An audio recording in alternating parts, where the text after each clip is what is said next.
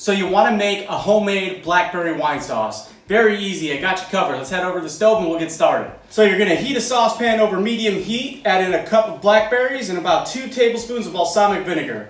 We're gonna cook that for a few minutes until the blackberries begin to break down. Then we'll add in ½ cup of Pinot Noir wine, 2 tablespoons of honey, a tablespoon of crushed red pepper, and a teaspoon of rosemary. Mix that together and increase the heat a little bit and stir it constantly until the sauce reduces. When the sauce thickens, add in 3 tablespoons of unsalted butter. And with that, our blackberry wine sauce is done. Time for a little taste.